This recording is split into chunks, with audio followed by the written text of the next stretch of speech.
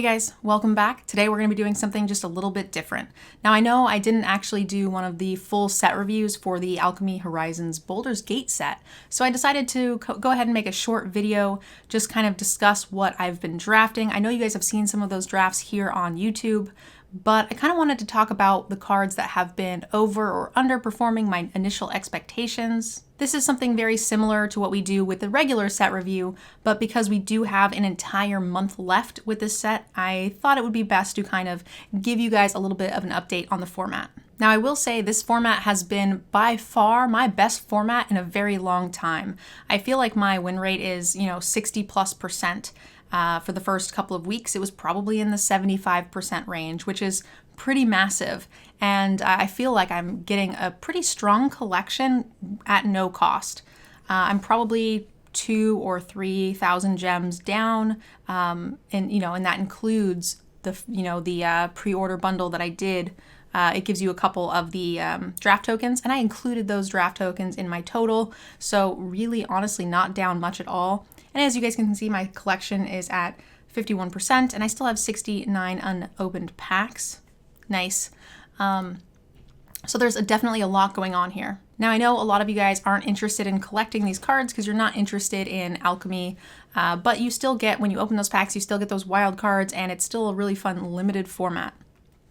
I will say the other thing about this is I have actually been having the most fun with this format in a long time. I'm not quite sure why, but I know I'm going to get a ton of comments going, boo, Alchemy, boycott it, terrible, ruining magic. Like, I get it, personal preference, and that's totally fine. And I too have no desire to play Alchemy as a format, but this limited format has been really fun for me. So hopefully some of you guys are enjoying it as well.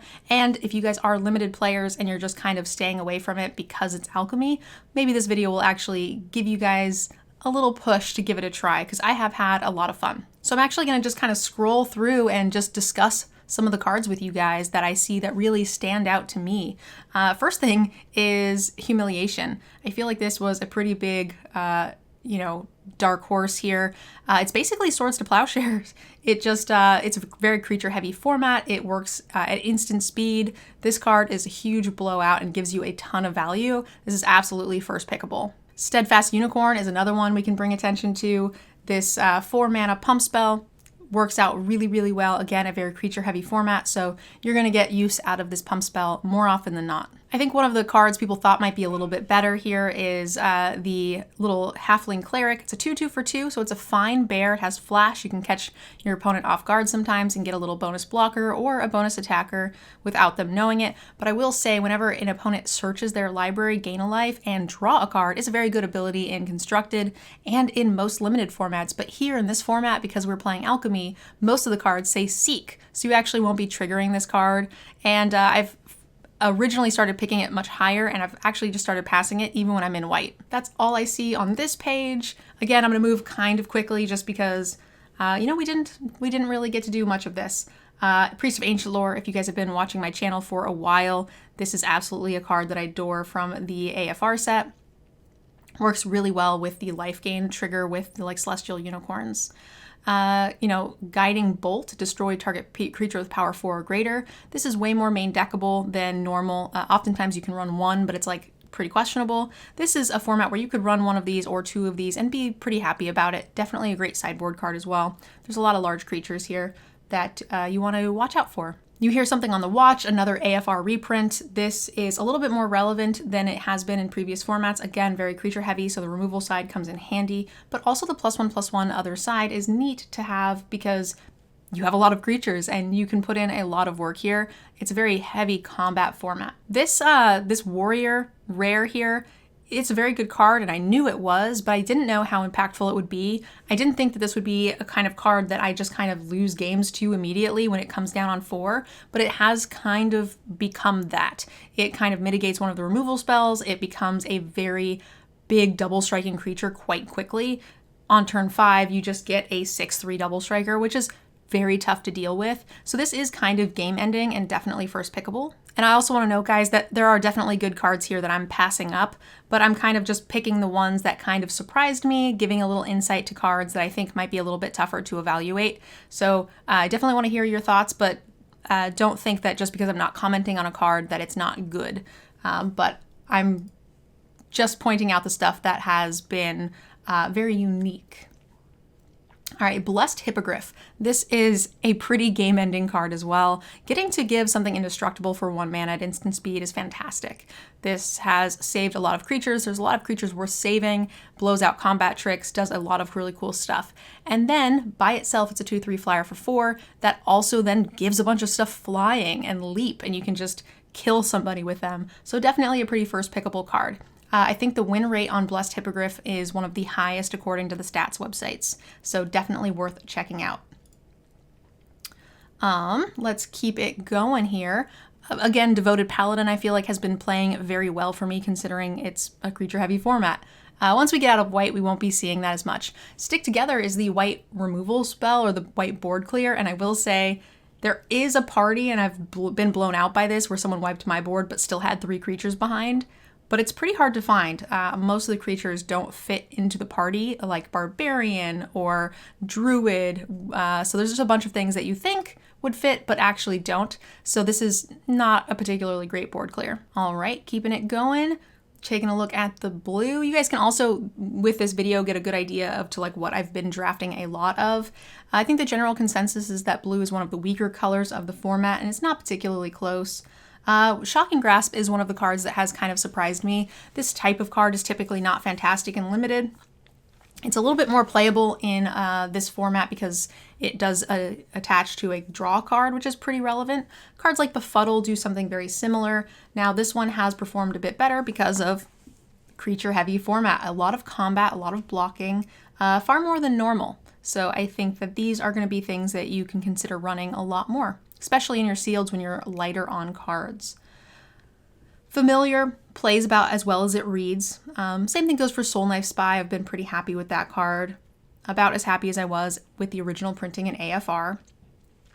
I haven't gotten to play with any of these other, rares. Displacer Kitten, the Conduit of Arcane. I think I got to play with this the first day during my pre-release, the streamer event, and it was fine. Nothing spectacular. Juvenile Mistdragon has been quite lovely to have on your top end. But again, nothing spectacular in that it plays very similarly to the way it reads. I love that we're not seeing the Ghoul here being a game-breaking format card. It's fine. It's definitely playable as a 2-drop, but without those steal spells and really getting to blow people out, it has not been too terrible. Mind Spike is an interesting card because it only lets you look at a specific type of card from your opponent. It lets you look at non-land, non-creatures, so artifacts, enchantments, instant sorceries, those things. And you can remove one. But if you miss, you actually get to redraw a card. So it's sort of like a 1-mana scry in that situation. So it does give you some information, but not perfect. But it also has that fail-safe in that if they don't have anything, or if you top deck this late with no cards in hand, you get that replacement. So it's kind of a neat card to run, and I do enjoy getting that information. There's a fair amount of powerful spells in this format, so more considerable than it typically is when it's in its duress format. We've got, again, some more rares I haven't gotten a chance to play with. I have no idea why I have no cast downs. I feel like I've done a few sealeds and I've drafted black a fair amount, but just not a card I've ever really gotten to play. This card, however, is also an uncommon, and it's fantastic, and I draft this every single chance I get. This offers great card advantage, and it also removes cards from your opponent's graveyard, which isn't always necessary, but sometimes it is pretty relevant. There are some cards, especially in green, that are going to be bringing cards back from your graveyard. There's some reanimation effects. So yeah, being able to get stuff out of your opponent's graveyard is pretty nifty. This also just prevents them from having their own Viconia from getting cards back. The card advantage that this offers on the specialized side is quite good and can be quite game-changing. Guildsworn Prowler is definitely kind of a sleeper.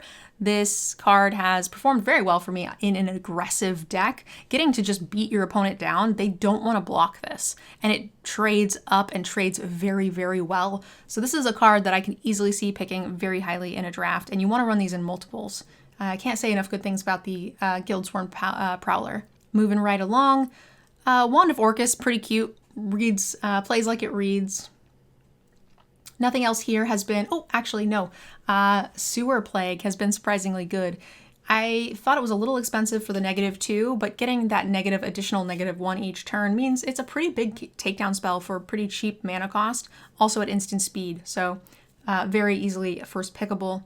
One of the premium removal spells in the format for black. All right, Grim Bounty, of course, a great card to have, can't have enough of. The Usurper here is a pretty fantastic uncommon, plays very well with flyers, and can be super impactful late game. Another cool combo I found with this card is in the Gruul archetype. They have the Owlbear, which when you have 8 power, you get to draw a card. This can trigger that so easily because it will work for your end step phase for the Owlbear. So definitely a nifty card to have. Again, a lot of these rares, I don't have this. I don't even know what it does. So there is just a lot going on in this format. I haven't played a lot of the big dragons. I don't think I've played any big mythic dragons, maybe one. I think I've mostly gotten these as packs and rewards. Most of my decks, as you guys have probably seen here on YouTube, just really don't have a lot of rares. There are some really good bombs, but there's a lot of medium ones as well.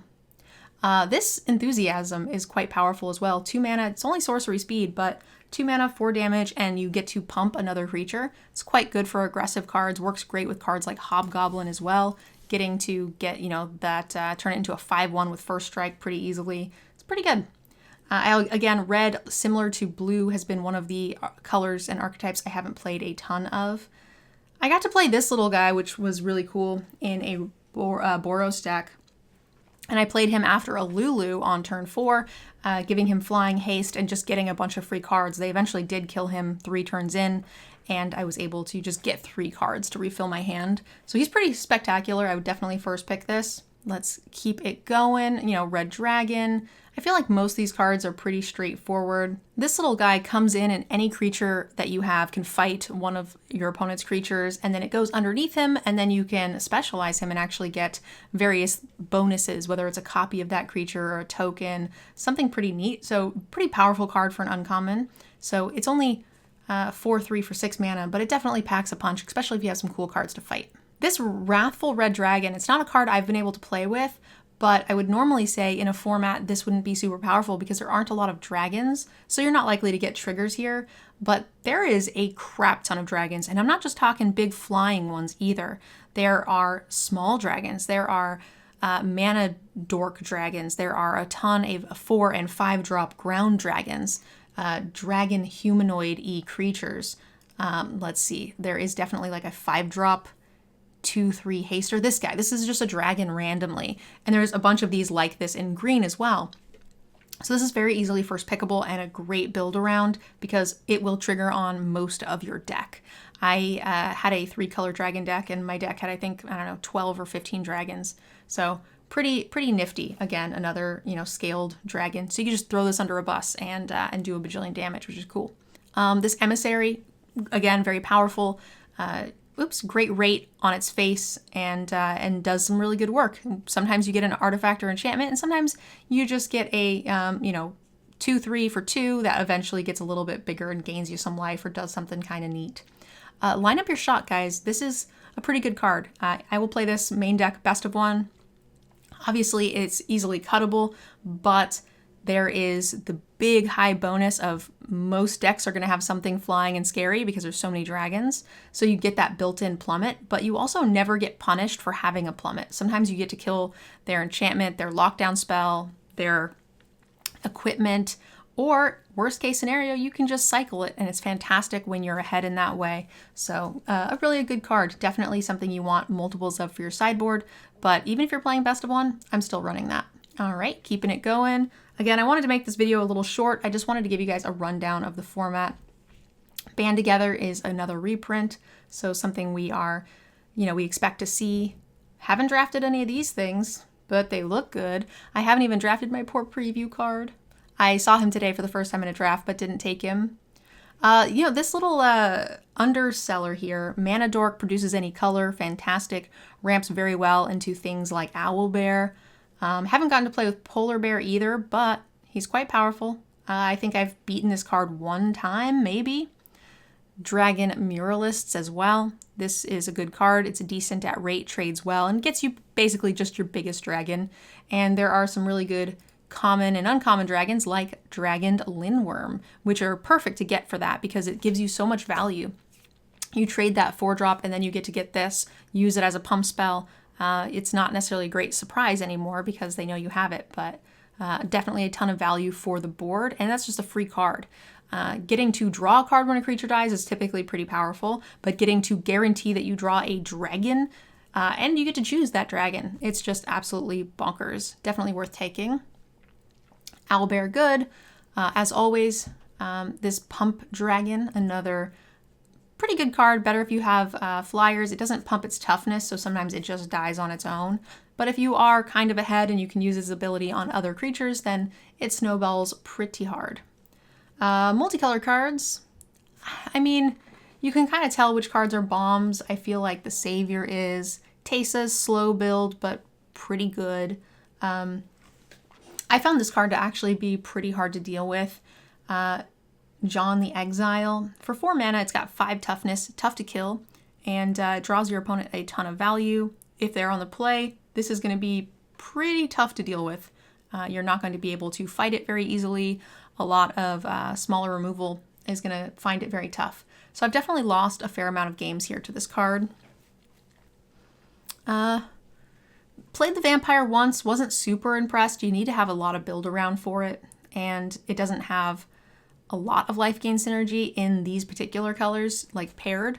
So, you know, it's still a good card on its own. If you're in those colors, definitely running it, but you're not missing out on too much. I think if you are picking it up as a splash, oftentimes I'll end up cutting it. You have to have very easy ways to get the mana for it. Baba seems like a great card. I have been beat by it, certainly.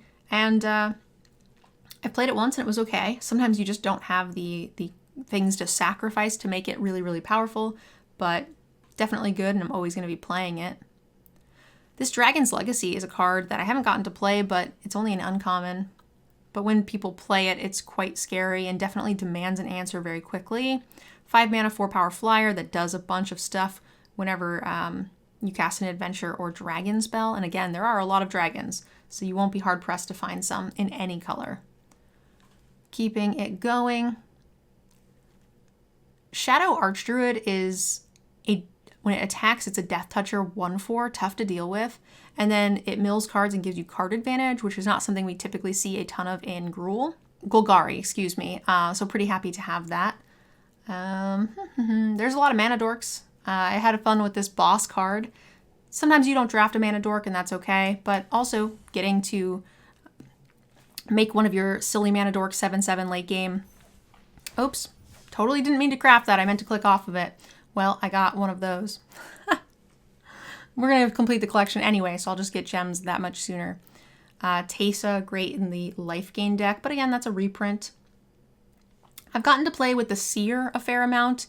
Basically, you tap him, you draw a card, and you exile a card from your hand with counters on it equal to the card's CMC. And every single time you tap him thereafter, drawing cards, you lower the counters on those exiled cards, and then you get to cast them for free, which is pretty nifty. It's a great way to get card draw, but I will say that you want to be careful. If you exile something too powerful with the expectation that eventually you'll get to cast it for free, he might get removed and then you no longer have access to that card. So try to mitigate what it is that you're removing from your hand. I wouldn't get rid of your highest things that you can't currently cast. I would try to get rid of your mid-level things, the things that will come into play much sooner with his ability, while also maintaining the ability to, keep cards in your hand. The Butcher, fantastic card, lots of dragon synergy, and there is a lot. And this thing will definitely kill some people unexpectedly very, very quickly. Speaking of that guy, actually, let me go back to the red. This, I must have just skimmed over this. This Cobalt Warcaller is low-key very, very powerful. There are some pretty aggressive decks out there, and getting to steamroll people with this card, with cards like that Butcher, can just insta-win games. If you're on the play and you have a 1-drop, 2-drop, 3-drop, you are going to lock the game up very, very quickly. All right, let me get back there. All right, back to the end of the multicolor here. Again, haven't gotten to play with a lot of these things. I just haven't seen them. Done a fair amount of drafts at this point, but I mean, I've seen a couple of them, but I'm never in those right colors. I have drafted this Sentinel Worm, and I loved it. I've drafted him multiple times, once on this account and once or twice on the free-to-play as well. Yeah, he's great. You get him out with the Dragon Collar. You can ramp him out very quickly with 2 or 3 mana dorks. There is also the... Ooh, I skipped over this one too. There is a amazing green 4-drop that will really, really surprise you guys. This Druid Emerald Grove, whatever. Yeah, even if you don't get to ramp, getting to thin your deck and getting 2 lands out really helps you cast some pretty expensive stuff.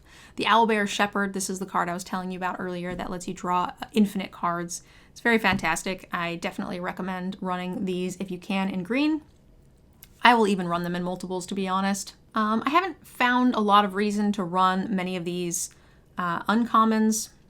I've seen a lot of the Prism, but I really don't tend to find decks that want them. Anytime I want big ramp, I just end up using like the green mana dorks instead, because there are enough of them and pretty easy to find. So it's a fine card, but again, not something I have found a lot of reason to run. This rare land, not great. Pilgrim's Eye has been awesome. Definitely love bouncing this, flickering it, recurring it. It's fantastic anytime you're running more than 2 colors, and it's decent plus anytime you're running any deck at all. So definitely a card to consider picking up. It plays very similarly to it was a 1/2 for 3 mana that like searched out a land. Normally I would just say this out loud and Twitch chat would tell me the name of the card, but I can't think of it. Skittering Surveyor. Ha! Found it. Normally Twitch chat would tell me, but I'm glad I got there in the end. So it plays very similarly to a Skittering Surveyor, and it's fantastic. It doesn't even matter if you're not splashing. Definitely worth grabbing when you get a chance. And grabbing some early, actually allows you to kind of splash more freely later in the packs. So if you're like, well, there's this like medium card in my color and a Thopter, then I would always take the Thopter here, because even if you don't end up splashing, it's still going to be very playable. I think that's kind of it. You know, Meteor Golem, we've seen printed dozen or so times. Definitely plays very similarly. Iron Golem is a medium minus card. It's fine to play if you need the 4 drops, and sometimes you do. That's definitely the case. Scale Singer. This is, blue is one of the weaker colors, but Scale Singer, there's a lot of dragons. So even if you are heavy green, sometimes you just get a ton of common dragons in your deck, and there are some very, very good ones. And this gives you some fantastic card advantage. It's also a 2-mana 1/4, which just completely bricks a lot of those aggressive red decks. So nice card to have as well. All right, guys, I think that's it. That said, like I said, I've been having a great time with this format. I would love to hear your thoughts on it for those of you guys who've been playing. And for those of you guys who haven't been playing, I know that I've been getting a fair amount of like negative Alchemy comments. I definitely get it. And again, I'm not a huge fan of Alchemy myself, so I know where you're coming from. But if you are a limited player, I would recommend giving this one a try. The cards are pretty complex, the gameplay is pretty unique, and it doesn't feel insanely bomb heavy. So overall, I feel like it's a pretty well-designed limited environment. The last thing I'm going to leave you with, guys, is the color that I think has the highest win rate for me personally, and from what I've been seeing from some of the other content creators and social media, is I do think white is going to be the strongest color. And I don't usually form a opinion quite so quickly on a format, but I feel like very early on I find that the cards coming around in white just feel so much better. The white removal feels better than the red. The white creatures feel better than the green. And it's just kind of game breaking. You have cards like the Hippogriff and Humiliate and Priest that are just so well rounded, so flexible and easy to use. I definitely think green is one of the better ones, and black as well. Red and blue being the weaker of the two. Again, they all have good colors, especially in their multicolor card formats, but definitely give white a try if you guys are, just jumping into the format for the first time. All right, that's the end of the video, guys. Thank you so much for watching. And again, don't forget to leave me a comment with your thoughts. I love you guys very much, and we'll see you next time. Bye, guys. I'd like to end this video with a special thank you to those of you guys who have signed up for my Patreon. Without my wonderful patrons, none of this content would be possible. If you'd like to support this content and get your name up on the Wall of Fame, you can sign up for our Patreon by using the link down below in the description. Another way you can support the channel is by using code MNG5 with Cool Stuff Inc., where you can find cool stuff in stock. They have everything you need for Magic, board games, and any of your other nerdy hobbies.